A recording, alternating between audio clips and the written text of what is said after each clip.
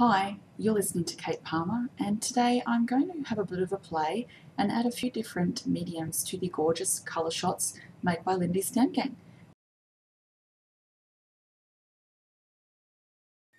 Hi, you're listening to Kate, and today I'm going to make a little bit of an experiment with my Starburst colour shots from Lindy's Stamp Gang. I've tried adding water to these, and they give a very similar consistency to the Starburst stain. Now, whilst I love my Starburst stains, it's probably my favourite product ever, that's not what I was hoping to use these for. So I'm going to try two different products that I just picked up from my local art supply store. The first one is a Sonia's Clear Glaze Medium, and the second is a Gloss Gel Medium. So I'm going to try adding a little bit of each of these, one to each jar, and see what kind of results I get. Now I'm just going to add a teensy tiny bit of water.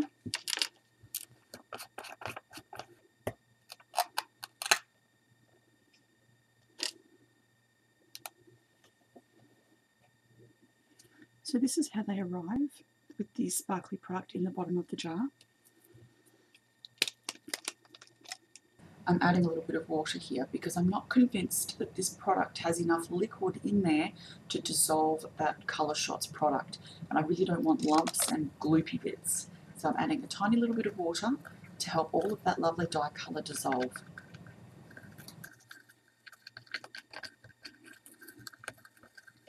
Okay, so you can see that the product is wet. The colour has changed from the bronzy kind of colour that you first saw, more towards the colour that it actually will be, which is this nice chocolate brown. And to this I'm going to add the Gloss Gel Medium.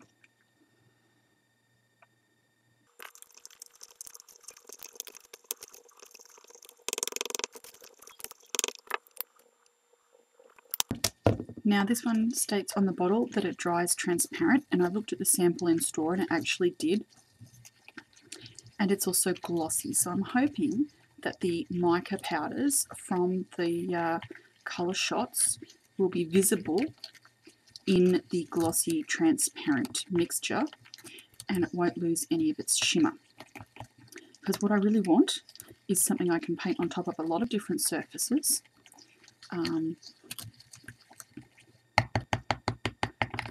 That I can use as a glaze or a few thicker coats as a paint, which is still sparkly.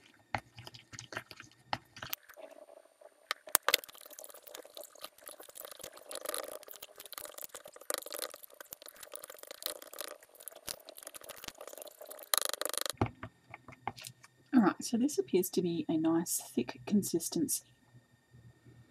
You can see it's not dripping off the end of the paintbrush at all. It seems to be nice and relatively smooth. Admittedly, they look like there are a few lumps in there, but I'm finding, as I poke at them, that they're air bubbles. So this one is the dark chocolate truffle mixed with the gel medium. And I'm going to try applying this in two ways. I'm going to try with just a normal paintbrush so that it's applied quite thinly.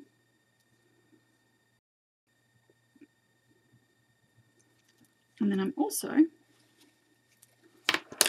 going to apply with a little trowel, because these are the two ways I like to apply things. So I use the little trowel if I'm looking for texture, and a paintbrush if I want it nice and thin.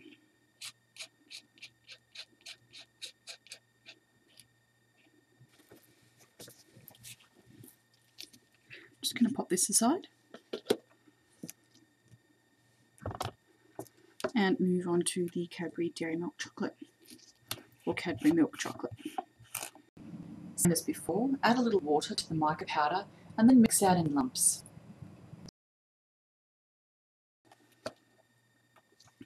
And I'm going to add some of the Clear Glaze Medium to this.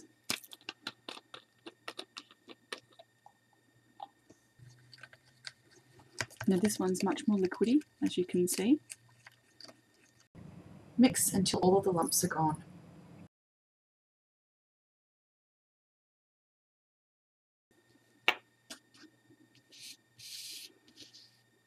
So this one is the Cadbury Milk Chocolate mixed with the Clear Glaze Medium. I'm not going to be able to use this one with my trowel because it's far too liquid. So I'll just do the test with the paintbrush.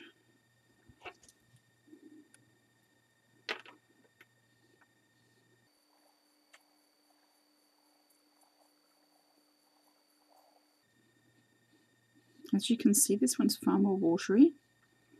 I'll leave this area here a little bit thicker just to get those two different colours. Now I'm going to leave these two to dry and I'll come back and show you what the results are like.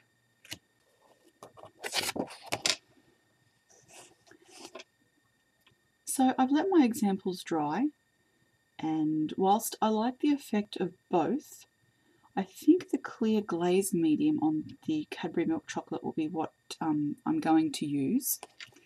Now the reason being is that the Gloss Gel Medium, whilst it gave it a beautiful sheen, it doesn't really show the sparkle all that well. It's still there, but it's turned it into more of a satin rather than a pronounced sparkle. Now when you look at the Clear Glaze Medium, you can really see the difference. So that's the sparkle. Go back to the Gloss Medium, and while it's still there, it's more of a satiny look. So just for comparison, I've got the Azure Sea Asters here with water, and you can see it's that beautiful, very bright blue with its shimmer. So I think for my purposes, the Clear Glaze Medium I'll be using to add the liquid to my colour shots.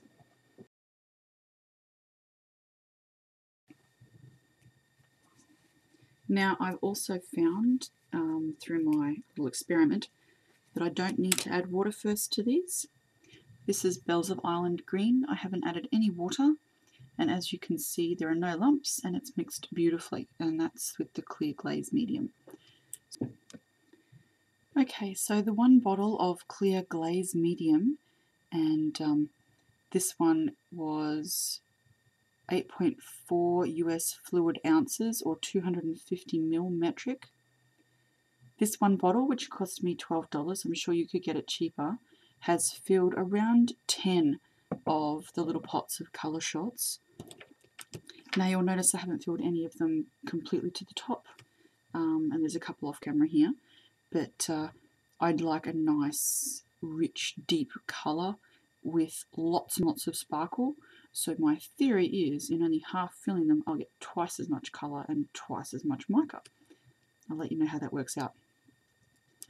So one bottle of Clear Glaze Medium, 250 ml or 8.4 fluid ounces for our friends in America, does about 10 little jars of this if you half fill them.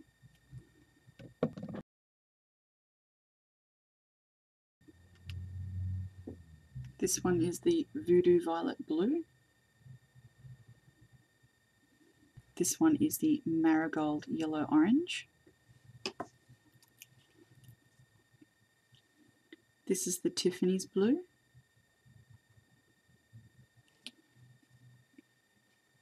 Rhododendron Rose Red. This is Witch's Potion Purple. That one is Magnolia Magenta Gold.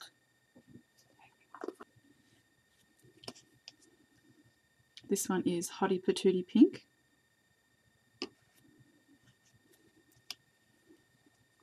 And this one is Bachelor Button Blue. I hope this helps you to decide what kind of product to add to your colour shots. Now don't forget to check back here and on my blog later to see how I'm using these. Bye!